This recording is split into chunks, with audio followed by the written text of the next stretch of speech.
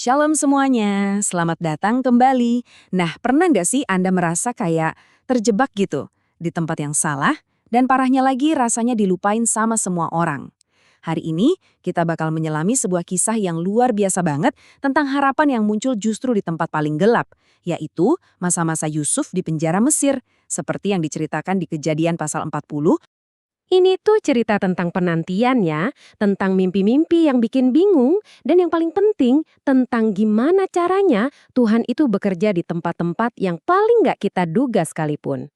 Yuk, kita langsung bahas lebih dalam. Kalau Anda pernah merasakan hal itu, wah, Anda pasti bakal merasa sangat terhubung dengan apa yang dialami Yusuf.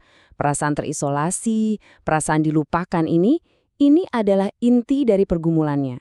Tapi justru ini juga yang jadi panggung bagi karya Tuhan yang luar biasa. Oke, ini dia peta perjalanan kita untuk pembahasan kali ini. Kita akan mulai dari suasana penjara, lalu kita coba pecahkan teka-teki dua mimpi yang aneh itu. Kita akan lihat gimana jawaban ilahi datang, dan yang paling penting, kita akan gali pelajaran apa yang bisa kita ambil untuk hidup kita hari ini. Oke, kita mulai dari settingnya dulu ya. Kita nggak lagi ada di istana yang megah atau padang rumput yang indah. Nggak, kita sekarang ada di sebuah tempat yang kelam yang penuh sama keputusasaan. Sebuah penjara di Mesir. Ironis banget kan? Penjara ini ternyata milik Potifar, kepala pengawal Firaun. Ia orang yang sama yang nuduh dan jeblosin Yusuf ke situ. Dan disinilah takdir mempertemukan Yusuf dengan dua pejabat tinggi yang lagi jatuh, juru minuman dan juru roti Firaun. Dua-duanya lagi kena marah besar dari sang raja. Nah, coba kita perhatikan kontras karakter mereka ini. Ini menarik banget. Di satu sisi, kita punya Yusuf. Udah jadi korban ketidakadilan, dijual, difitnah. Dia tetap setia melayani dan menunjukkan karakter yang takut akan Tuhan. Di sisi lain, ada dua pegawai istana yang tadinya punya kuasa. Sekarang mereka cuma bisa cemas dan ketakutan mikirin nasib mereka. Di tengah-tengah suramnya penjara, tiba-tiba muncul satu masalah yang unik. Jadi, pada satu malam yang sama, kedua pejabat ini, juru minuman dan juru roti, sama-sama dapat mimpi yang benar-benar mengganggu pikiran mereka. Coba perhatikan baik-baik. Di tengah penderitaannya sendiri loh, Yusuf itu masih punya kepekaan dan kepedulian buat melihat kesusahan orang lain. Pertanyaannya yang simpel ini, kenapa mukamu muram? Ternyata jadi pintu masuk buat campur tangan Tuhan. Ini nunjukin kalau pelayanan kita tuh nggak dibatasi sama keadaan kita. Yuk kita bedah detail mimpinya. Mimpinya juru minuman itu penuh dengan simbol kehidupan ya. Ada pohon anggur bertunas, buahnya ranum, terus pelayanannya dipulihkan lagi ke Firaun. Sebaliknya, mimpinya juru roti isinya gambaran yang suram. Makanan yang harusnya buat raja, malah dimakan burung-burung dari atas kepalanya. Ini jelas-jelas simbol penghakiman dan kematian. Nah, pas menghadapi kebingungan dua orang ini, Yusuf sama sekali nggak ambil kesempatan buat meninggikan dirinya sendiri. Justru, dia melakukan sesuatu yang jadi ciri khasnya. Dia langsung menunjuk kepada Tuhan. Jadi, poin paling pentingnya tuh ada di sini. Yusuf dengan tegas bilang kalau hikmat dan kemampuan buat menafsirkan hal-hal misterius itu bukan dari manusia, tapi murni anugerah dari Tuhan. Ini adalah sebuah pernyataan iman yang luar biasa dari seseorang yang posisinya lagi di titik terendah dalam hidupnya. Dan dengan hikmat dari Tuhan itu, Yusuf kasih tafsiran yang super jelas dan spesifik. 3 carang sama 3 bakul itu artinya 3 hari. Buat juru minuman, artinya pemulihan jabatan. Tapi buat juru roti, artinya eksekusi. Nah, di sela-sela kabar baik buat si juru minuman, Yusuf menyelipkan satu permohonan pribadi yang penuh harap. Tolong, ingatlah aku. Sekarang kita lihat gimana perkataan yang diucapin di dalam penjara yang gelap itu jadi kenyataan di bawah terangnya istana Firaun. Coba lihat deh betapa presisinya waktu Tuhan.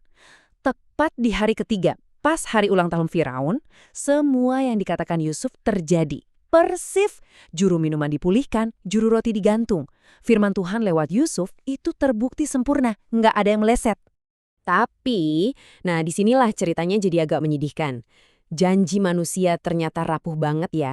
Di tengah kegembiraannya, juru minuman itu benar-benar lupa sama Yusuf. Lupa total.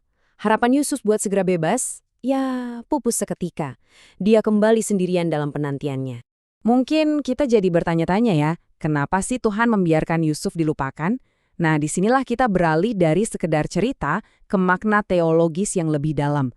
Penundaan ini, teman-teman, bukanlah sebuah kegagalan. ini adalah bagian dari sebuah rencana yang jauh lebih besar. Tuhan itu pegang kendali penuh.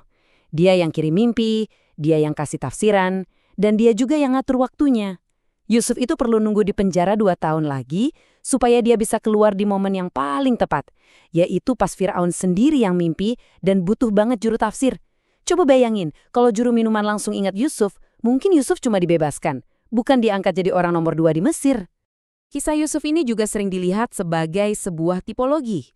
Artinya, sebuah bayangan atau gambaran awal dari Yesus Kristus di Perjanjian Lama. Coba kita pikirkan polanya. Keduanya sama-sama menderita padahal nggak bersalah, dilupakan sama orang yang mereka tolong, dan pada akhirnya ditinggikan dari tempat paling rendah untuk jadi penyelamat. Yusuf menyelamatkan dari kelaparan fisik, Kristus menyelamatkan dari kelaparan rohani. Jadi setelah melihat semua ini, apa nih yang bisa kita bawa pulang untuk kehidupan kita? Gimana caranya kisah kuno ini bisa relevan buat kita yang hidup di zaman sekarang? Setidaknya ada 3 pelajaran penting. Pertama, kesetiaan kita pada Tuhan itu nggak tergantung lokasi. Mau di istana atau di penjara, layanilah dengan sepenuh hati. Kedua, waktu menghadapi masalah, andalkan hikmat Tuhan. Yusuf nggak pakai kepintarannya sendiri, tapi bersandar pada sumber ilahi. Dan yang ketiga, yang mungkin paling susah nih, percaya sama waktunya Tuhan. Penundaan itu bukan berarti penolakan ya. Sebelum kita akhiri, saya mau meninggalkan Anda dengan satu pertanyaan ini untuk direnungkan. Bagaimana kalau penjara atau masa penantian yang lagi Anda alami sekarang ini sebetulnya bukanlah sebuah hukuman, tapi sebuah ruang persiapan yang Tuhan pakai untuk membentuk Anda bagi sebuah panggilan yang jauh lebih besar dari yang pernah Anda bayangkan? Terima kasih banyak sudah menyimak pembahasan kita. Jangan lupa untuk ikuti, komen, dan bagikan agar semakin banyak orang yang diberkati. Ikuti terus video SPJ_Alkitab. Tuhan memberkati.